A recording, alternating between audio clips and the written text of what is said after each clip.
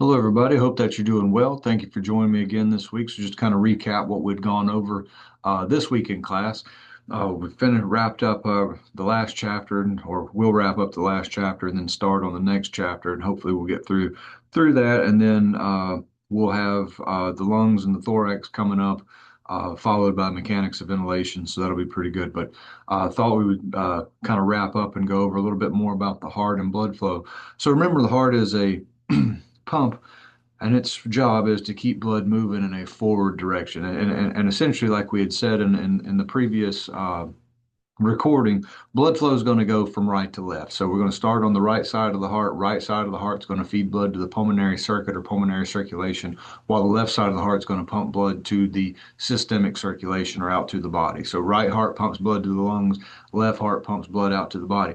That's important too when you get into your pathophysiology classes, or you start to look at hemodynamics and what have you. If you can remember the route of blood through the heart and the direction which blood is supposed to flow, it will make pathology when you look at things such as heart failure, whether it's left side of heart failure, right side of heart failure, if it's systolic failure, diastolic failure, it'll make those things make a little bit better sense if you can understand the normal function of the heart. And we do want to keep blood moving in the forward direction. So again, right heart's going to pump blood to the lungs or the pulmonary circuit, while the left heart's going to pump blood out to the body and to the systemic circuit. So therefore, if the left, so with that being said, we know now when blood leaves the right ventricle, it should go to the lungs. We know when blood leaves the left ventricle, it should go to the body. So then you got to think about where does each side of the heart get its blood supply from then. So then the right side of the heart is going to receive its blood supply from the body. So that's blood returning back to the heart after it's been out to the body to exchange oxygen, pick up the carbon dioxide, and participate in gas exchange and that nature. The left side of the heart receives its blood supply from the lungs. So that blood has just gone through another gas exchange process where it's picking up oxygen and dropping off CO2. So when you exhale out, you're dropping, exhaling out that CO2, removing the CO2 while you're taking in the room air, the 21% oxygen, or if you're taking supplemental oxygen, or breathing in, utilizing supplemental oxygen, uh, you're taking in that amount of oxygen so that it can get into your bloodstream, be delivered to the left side of the heart, so it can be taken out, so it can go out to the rest of the body, so that it can drop off and have the exchange again, drop off oxygen, pick up CO2. So out in the body, that's what's happening. Blood's going to drop off oxygen, pick up CO2 when it comes back to the heart, to the right side of the heart.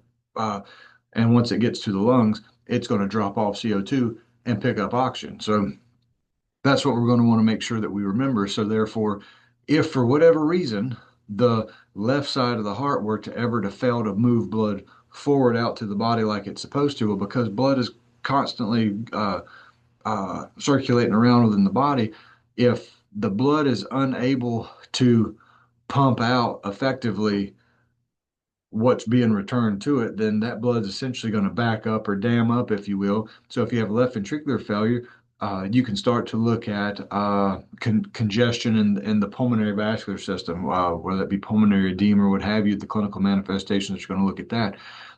If the right side of the heart fails to be able to move blood forward to the lungs like it's supposed to, then you're going to see, like if you go back to your introductory courses in respiratory care, where you go over your inspection, palpation, percussion, auscultation, and upon inspection, you're looking at individuals where you might see pedal edema, swelling down in the legs, or the pitting edema, where if you squeeze and your handprint stays that's pitting edema. You have a lie back and you can see that jugular vein. So if they've got JVD or jugular venous distension, if you're palpating the abdominal quadrants, you get in that quadrants, and you're getting that first, the top right abdominal quadrant, and you're palpating over the liver, and you happen to feel an enlarged liver hepatomegaly. That's somewhat indicative of the potential for that could be there if the right heart's not moving blood forward like it's supposed to. So it is important to understand the normal route of blood flow, and that the heart is a giant muscle that's job is to keep blood moving in the forward direction. And then if you split the heart up into the right and the left side, right side of the heart pumps blood to the lungs or the pulmonary circuit, while the left side of the heart pumps blood out to the body or to the systemic circuit. And I know I've said that a few times. We'll keep moving forward. So on that note, we also discovered that we talked about, excuse me, the differences between well, we did talk about atrial contraction, ventricular contraction, atrial depolarization, ventricular depolarization, things of the like.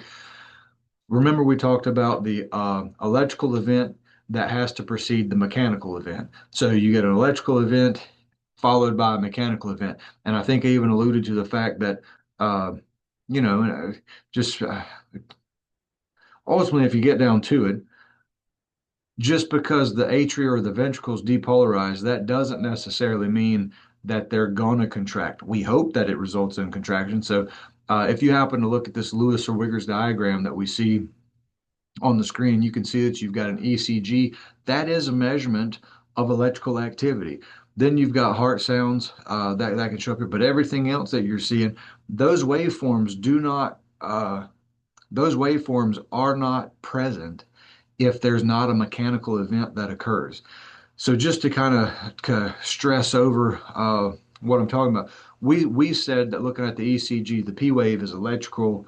The P wave is depolarization of the atria, atrial depolarization, while the QRS complex is representative of ventricular depolarization, and then the T wave is ventricular repolarization. We know that atrial repolarization is somewhat obscured by the QRS complex, so it's not really seen on an ECG tracing. But if you'll notice here, when we begin to look at this ECG and we see some of these atrial pressures and stuff that begin to occur. So this dotted line here kind of shows us our atrial pressure. This is our aortic pressure that we have here. You've also got your jugular venous pressure and those waveforms. And when we get into hemodynamics, we'll dive further into like the exactly what each one of those waveforms means and so forth. But you have to think about your systolic event, your diastolic event, the contraction of the atria, the contraction of the ventricles, when the atrioventricular valves are going to be closed, when the atrioventricular valves would open, and when during what part of the actual pumping mechanism of the heart is that during the systolic phase or the diastolic phase. And then you've got your semilunar valves, your aortic semilunar valve or your pulmonic semilunar valve and your aortic semilunar valve. So we look at those as well. And then you can remember based upon your heart sounds, when you listen to those S1, S2 sounds, the uh, lub dub, if you will, so where you're listening for the closure of those valves and so forth also. So, uh, not to be terribly or overly verbose, what I wanted to kind of express here with this diagram is that last week I had said depolarization is electrical activity, and depolarization should result in mechanical contraction.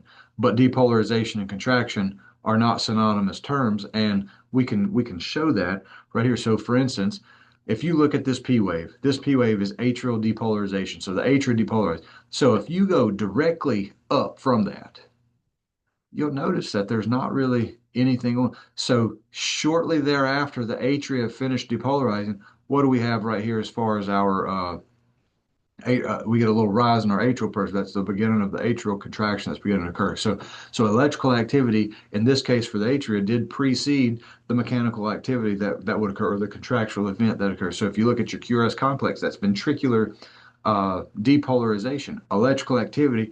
Notice that after the electrical activity has stimulated the ventricles, that's when we begin to have uh, the ventricular contraction that is seen by way of the waveform. So this is a pretty good diagram to make sure that you understand in detail. And I just wanted to kind of touch base on uh, the difference between depolarization and contraction as we move forward with there. So we do know that the heart is a pump. It's supposed to move blood into our pulmonary circuit. It's supposed to move blood out to our systemic circuit and keep blood flowing all together. We also know that with our circulatory system, that out in the systemic circuit, our arteries carry deoxygenated our arteries carry oxygenated blood while our veins carry deoxygenated blood. So again, just because I misspoke a second ago, arteries carry oxygenated blood while the veins carry deoxygenated blood. And that is true out in the systemic circuit. In the pulmonary circuit, your arteries carry deoxygenated blood while your veins carry oxygenated blood. That is true in the pulmonary circuit. Uh, So remember that. So in all the illustrations that you look at, you can see that most of the time arteries are going to be colored red while your veins are going to be colored blue. And that's because veins are responsible for carrying deoxygenated blood back to the heart, while arteries carry oxygenated blood away from the heart. And that is true in systemic circulation. In pulmonary circulation, you have to remember that those are backwards. The artery carries deoxygenated blood while the vein carries oxygenated blood. And you can look at the video from last week where we talked about blood flow through the heart and what have you. So, blood coming back to the right side of the heart is going to go, that's deoxygenated blood getting to the right atrium through the tricuspid valve into the right ventricle up through the pulmonic semilunar valve into the pulmonary artery. That's the arterial system, and that's deoxygenated blood in that pulmonary artery. Those pulmonary arteries are going to take blood to the lungs so that they can drop off CO2 to get down to the capillary beds surrounding the alveoli, where the site of gas exchange is going to take place, or that external respiration that we'd also talked about as well. And you're going to have CO2 going into the lungs, oxygen coming from the lungs into the blood. That blood then is going to go and this happens at the capillary network, and then that blood is going to be go through those the venules into your pulmonary veins, into the larger vessels, the pulmonary veins, and those pulmonary veins are going to carry the freshly oxygenated blood back to the left side of the heart, so that the left side of the or the left atrium can pump blood through the mitral or bicuspid valve into the left ventricle, up through the aortic semilunar valve into the aorta, and then out to the rest of the body. And now we get to the situation where the arteries are now carrying oxygenated blood while the veins are carrying deoxygenated blood. Important to remember. And when you have the junction, if you will, where this arterial system meets the venous system, so you got an artery gets a little bit smaller to your arterial down to the capillary bed, and then from there is going to be the site of gas exchange. Uh, And just keep in mind what you're seeing here where I'm hovering the cursor around, this would be an example of our systemic circulation. So arterial blood carrying oxygenated blood down to the capillary bed. Then we're going to have the gas exchange that takes place in the capillary bed. And then now you have deoxygenated blood getting to the venule, which is going to drain back to the larger vein and then ultimately make its way back to the body or back to the heart so that it can be recirculated around from the body. You'll also notice here by looking at these cross sections of an artery versus a vein that you can see that an artery has a significant larger muscle mass than the vein does. So your arteries are going to be considered more of a resistance vessel as opposed to where your veins are going to be more of a capacitance vessel. So you can hold a little bit more volume in the veins than per se that you would do in the arteries. Uh, we also talked about some terms such as like preload, afterload, cardiac output, things of that nature. So afterload is anything, or afterload is the resistance against which the heart has to pump. So afterload, if I have an increase in afterload, I have an increase in resistance, which means that the heart has to work harder to pump through that. So, and ultimately, if you have an increase in afterload, that's probably going to mean that's going to be an increase in pressure too. So again, I know we're getting a little bit ahead of ourselves with like pathology or treatment options, what have you. But if you have a blood vessel that's supposed to be open this wide, and you give whether it's vasopressin or what have you, which is a vasoconstrictor, and that blood vessel tightens down, a vasoconstrictor is given to help increase or raise your blood pressure. So, and this particular uh, topic. I'm not going to go too hardcore into blood pressure, but we do have to understand that your body has mechanisms to ramp up your blood pressure and then to lower your blood pressure. We don't have pretty much the same blood pressure throughout. I mean, we should probably have a pretty decent average of our blood pressure throughout the day, but our blood pressure will change depending upon what's going on because of the difference in the sympathetic and the parasympathetic regulation, the homeostatic process that takes place. So if our blood pressure does tend to go up, I mean, think about it. You get up and you go run up 3 or 4 flights of steps. Do you think your blood pressure is going to be higher once you finish that run than it was when you were sitting down at rest? It absolutely should be higher. But after you begin to rest and calm down, your blood pressure should begin to taper back down to wherever your resting blood pressure should be. So vascular tone, arterial tone is going to be very important in helping to regulate blood pressure. Venous tone is going to be important for venous return. So you've also got a valve system that occurs within those veins so that blood can help because the flow in your arteries is pulsatile as opposed to where the flow in your veins is not really going to be pulsatile. So you're going to be dependent upon movement. Um, and you're also going to be dependent upon that valvular activity. But we also have to think about the heart being in a closed system with the arteries attached and the veins attached, to where just the actual pumping mechanism of the heart actually helps to facilitate bringing some of that blood back to the heart. The process of ventilation can do that too, and we'll talk about the mechanics of ventilation coming up in the next little bit, probably in the coming weeks. We'll touch on it a little bit toward the end of this semester, but the down and dirty of it is you'll hear of something called the thoracic pump, and that facilitates venous return to the heart. So you've got a massive dome-shaped muscle in the chest that's called the diaphragm. So when that diaphragm contracts, that causes the pressure differences to allow you to breathe, and then those pressures have to equilibrate, and then you have the elastic recoil forces of the lungs that are going to increase the pressure so that there's a greater pressure in the chest now than there is on the outside, and that to allow the uh, to help with the passive exhalation that's going to occur. So inhalation is active, while exhalation under normal circumstances should be a uh, passive event. So those are some things that we'll continue to talk about as we continue to move through these things, and I hope it makes fairly decent sense. And if not, you can put something in the comments or what have you, and I'll see if I can address it a little bit better later on. But we are going to get into the point where we're going through this A&P course where you will be expected to do some mathematics, and we'll cover some of those formulas in a little bit more detail in a later portion. You will have a case study in the class, which will take into account some of the hemodynamics where you'll learn how to calculate your CaO2, your CVO2, um, utilize the Fick equation for calculating cardiac output, calculating shunt, utilizing the classic shunt equation.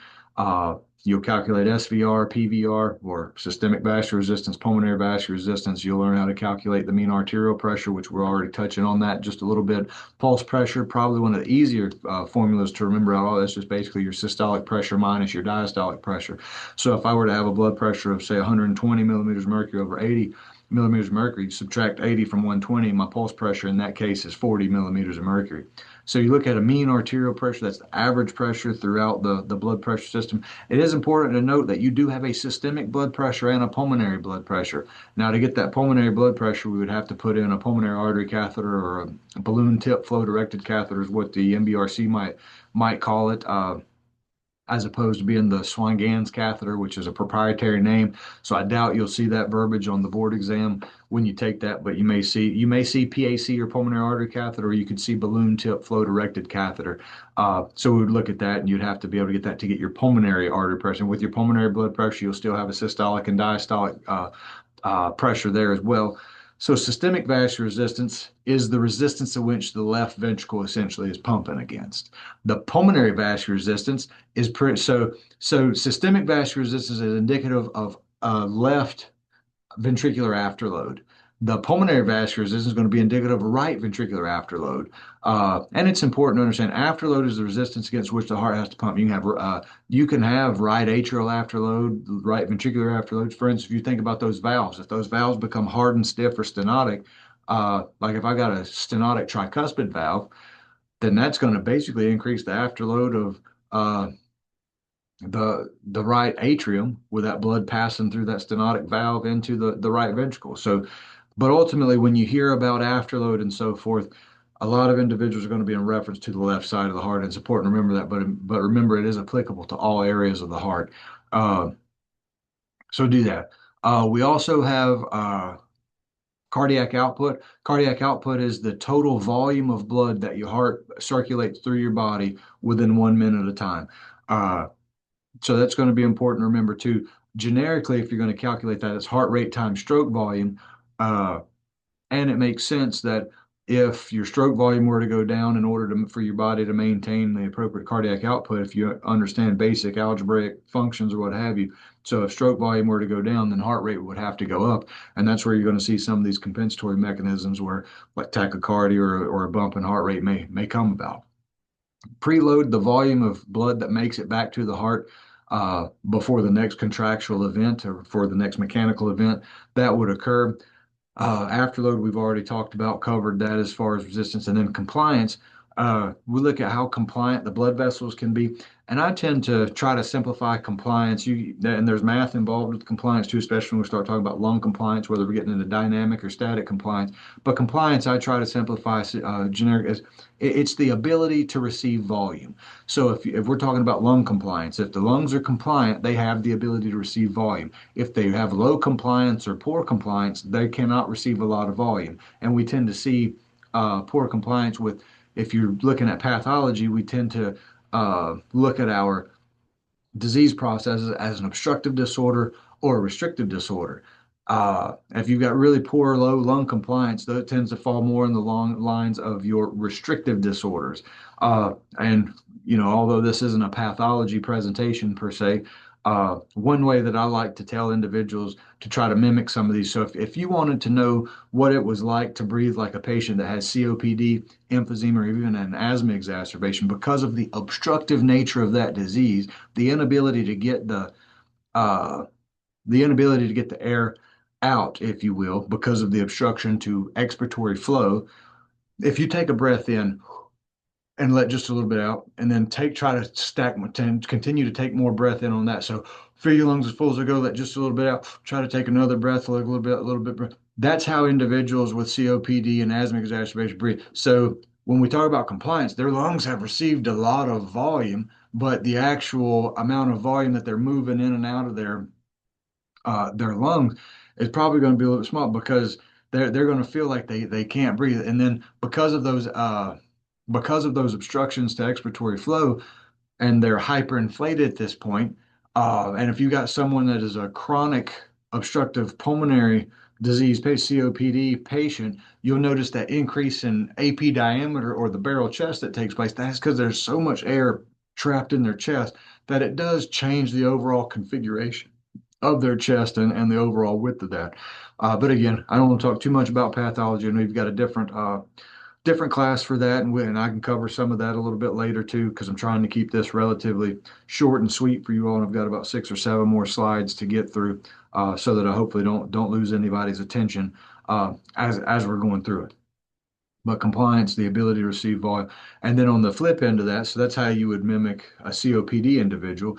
If you wanted to mimic what it might be, someone that has a restrictive lung disorder, I would encourage you to get somebody bigger than you and wrap you up and as tight as they can and have you try to breathe. Those individuals really have to work to get what in a little bit of air that they can get into because their lung compliance is so poor.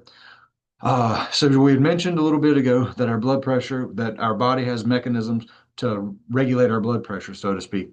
So we do have, and depicted here, you can see the renin-angiotensin-aldosterone system.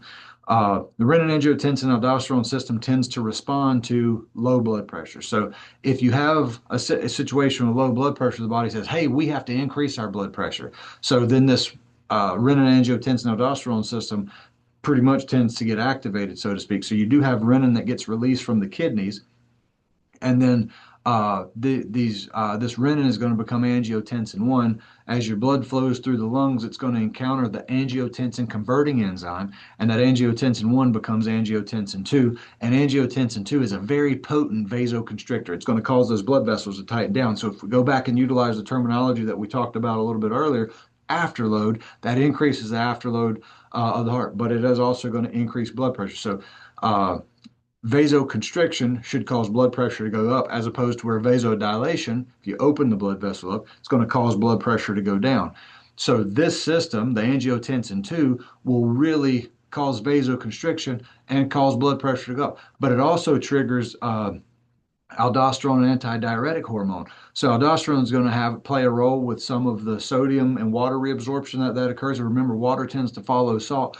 So if you have tighter blood vessels or tighter tubes, and you've got a mechanism going on within your body that's going to cause you to hang on to more fluid, so more fluid and tighter tubes is a perfect recipe for an increase in blood pressure. And then on the flip end of that, you have these natriuretic peptides that are pretty much going to reverse those effects. So you're going to have it's going to allow for vasodilation to occur, which should lower your blood pressure, and then it should also increase the diuretic process, so you're rid in the body that, and your body naturally does this throughout the day to help regulate your blood pressure through in there. So important to understand blood pressure can be, too high blood pressure can be a medical emergency, too low of a blood pressure can be medical emergency. So we definitely want to make sure that we're keeping our blood pressure.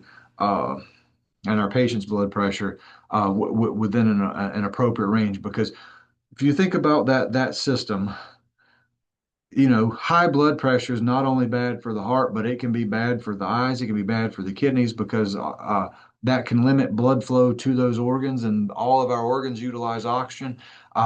And those pressures, just kind of the pounding that they take, just it can lead to multiple system organ failure if we're going to be honest about things. So blood pressure, we need to try to treat that as best we can, whether it's through diet and exercise or the utilize of pharmacologic agents. So we want to make sure that we're attentive to that. On the flip end of that, if you're in a hypotensive crisis and your blood pressure, you're not generating enough blood pressure to perfuse those organs, so they're going to be starved the oxygen and stuff that we need. So we want to make sure that we are attentive to that moving forward as well. So that's going to kind of wrap up initially our discussion on going over blood flow to the heart, some of the cardiac stuff that we've mentioned, and now we'll kind of get to transition to the second part of our lecture, which is going to get into an overview of the respiratory anatomy. So this is going to be important because it's important to look at this because we will be moving into mechanics of ventilation. The next thing we'll talk about prior to mechanics of ventilation is just the overall lungs and thorax itself and kind of how they tend to work together. But it's important to understand the respiratory system, break that down into the upper respiratory system, the lower respiratory system, understand the overall function of the respiratory system, its role in ventilation, its role in providing inspired gases and so forth. So we do want to make sure that we have an appropriate appreciation for what is attached and consists of the respiratory system of itself. So if you look at the area of the larynx, where your vocal cords and stuff is housed, pretty much everything above the larynx is going to be considered upper airway. Everything below there, the larynx would be considered lower airway. So if you have an upper respiratory infection, you got an infection. If you got a lower respiratory tract infection, it's going to be below the larynx. So important to note, so we do have the mouth, the nose, the nares. You've got your sinuses that are going to be in there as well that play a significant role.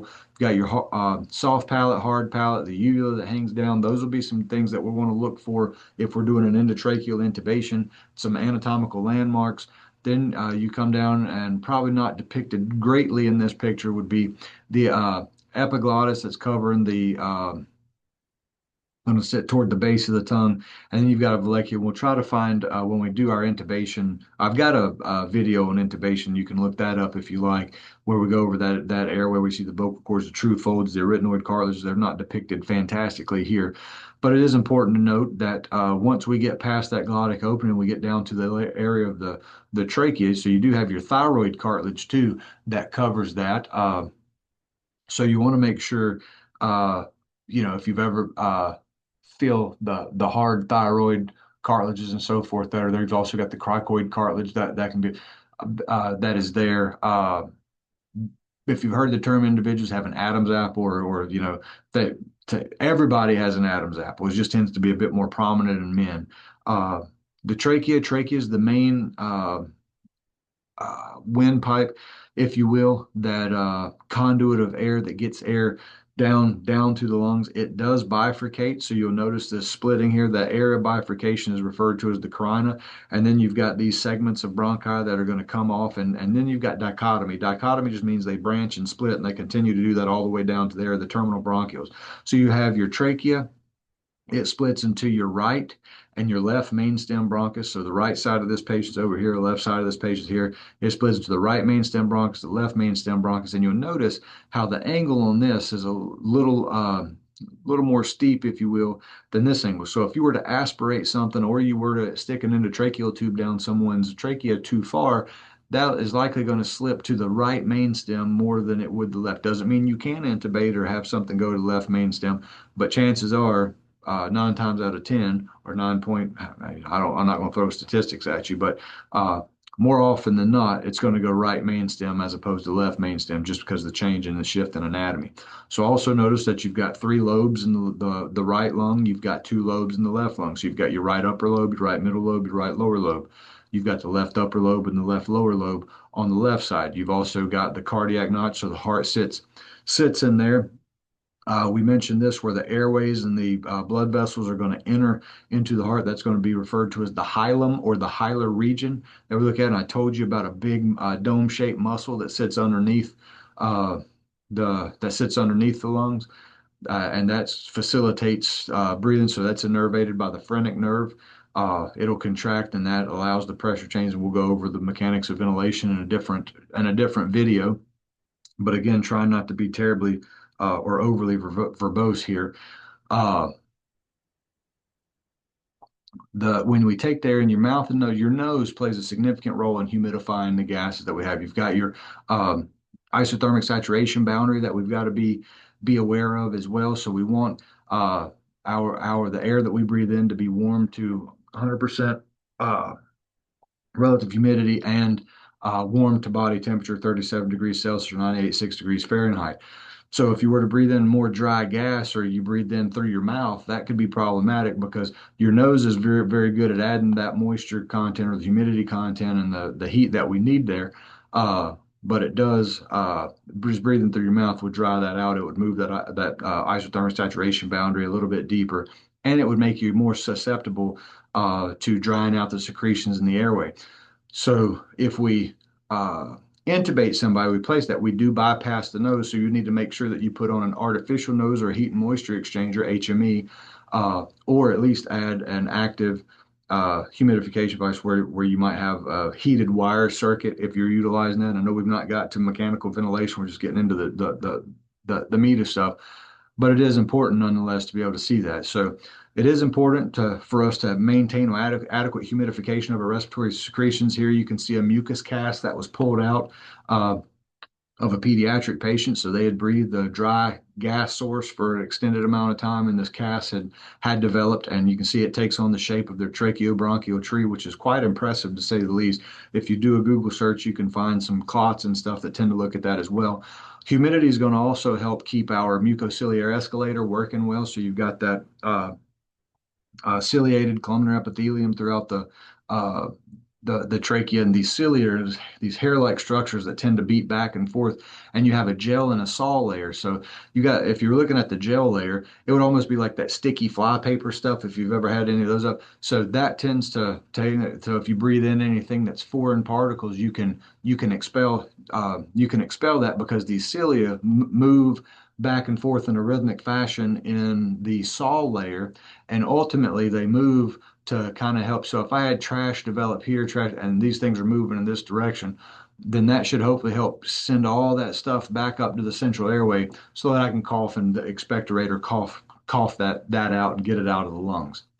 We also look at further dichotomy, or when we look at the tracheobronchial tree itself, oh, excuse me, uh, like we talked about, there's the thyroid cartilage that I talked about. Notice that you have these cartilaginous structures that go around the trachea. These would be incomplete rings or signet rings that go around, and I wish I could flip that around so you could see that. But why do you think it would be important to not have a full ring of cartilage around the trachea in this area? Because the esophagus sits behind there, so it'd be extremely difficult to swallow if you had those harder rings. So you do have incomplete rings, and then you get more complete cartilaginous rings as you go here. And we can see that we've got different segments of the lungs, and we talked about having the different lobes, the three lobes on the right side, the two lobes on the left side. And the smaller these airways get, leading down all the way to your terminal bronchioles before we get down to the uh, level of the alveoli and so forth, you begin to lose that cartilaginous support. So when you've had pharmacology and you talk about a beta 2 agonist medication such as albuterol, or you look at an anticholinergic agent such as Atrovent. That's why those medications are so beneficial, because when you get to individuals that are experiencing an increase in airway resistance due to bronchospasm, that those muscles can, by use of a beta agonist medication or an anticholinergic medication, you can allow those muscles to stay in a state of relaxation as opposed to spasming down, which is going to hopefully help make it easier for the patient to breathe. And then you're going to find that you're not uh, that they're hopefully not wheezing anymore after that. And you can see this representation of the tracheobronchial tree too. And it kind of shows the branch, and it's kind of interesting if you think of now that we're in the winter months, and you go around and you see the tree. I mean, I don't look at a tree anymore like I used to before I became a respiratory therapist. Uh, Now it really does make me think of the respiratory system when I see a tree that's lost all of its leaves. And well, that is what the airway looks like. We just have to kind of invert it for it to really look like uh, what we would expect to see. Down at the area of the alveoli, so all these airways are the conduits. Now notice your airways do not play. They help with getting uh, the inspired gas down to the area of cytogastric, because when you think about ventilation, ventilation is the movement of air in and out of the lungs, in and out of the chest, in and out of the airways. So you got your conducting airways that they're going to help get our air from point A to point B, and point B is going to be down to the area of the alveoli, because ventilation is indeed the movement of air in and out of the lungs. But we have to be concerned with alveolar ventilation, and alveolar ventilation is the only effective ventilation that you have, because that is the actual effective component that participates in gas, the component of the ventilation that participates in gas exchange. So you've got to think about something called dead space and shunt. Dead space is ventilation without perfusion. Shunt is perfusion without ventilation. And we'll go over those concepts a little bit more in pathology. But ultimately, if I so just imagine with me. So we've got room air, you got your mouth and nose up here, you take in a breath. Well, if you take in 500 cc's of a breath, 500 milliliters of a breath, some of that air gets left in your nose, some of that air gets left in your mouth, some of that air gets left in the larger part of the trachea, a lot of that air gets left in the airways. Only a portion of that air is going to make it down to the actual alveoli, and that is where the effective component of that breath takes place. So that the only effective ventilation you have is alveolar ventilation. That's important to remember, especially when you get into manipulating ventilator settings for blood gases and stuff of that nature. And we'll talk about that again later on. I know I'm getting just a couple more slides. I know I'm on a bit of a time crunch. I'm trying to hurry up because I know I've been talking for a good little, but I like to do this in 10 minutes at a time, but really there's a massive amount of stuff to cover, and I want to stress the importance of those items too. Uh, so when we get down to the area of the alveoli, like we said, you're going to have deoxygenated blood, as we've talked about the pathway. Deoxygenated blood returns to the right side of the heart. Right side of the heart pumps blood to pulmonary circuit. Then the left side of the heart receives that freshly oxygenated blood. So in this case, you would have the pulmonary arterial system, or the pulmonary side of the arterial side of that capillary network, taking in or bringing in that deoxygenated blood. Notice the CO2 is going into that alveolus. When you exhale, you're going to blow out CO2. And then as we have breathed in, we've taken in some fresh gas, and that oxygen is now going to go in. And notice that as this blood continues to go around and participate in dropping off CO2 at the lungs and picking up oxygen at the lungs, how it changes into red. So now this blood is going to go into the pulmonary venules, into the pulmonary veins, and make its way back to the left atrium so that it can be recycled back around through the left heart and pumped out into systemic circuit, so that this process can happen 60 to 100 times per minute. That's pretty phenomenal when you think about it. That these processes, if you look at the aspect of a 60 to 100 beat per minute normal heart rate, and some people are much faster than that, some people are a little bit slower than that, but on average, 60 to 100 beats per minute, that's fantastic to think that this does that many times per minute.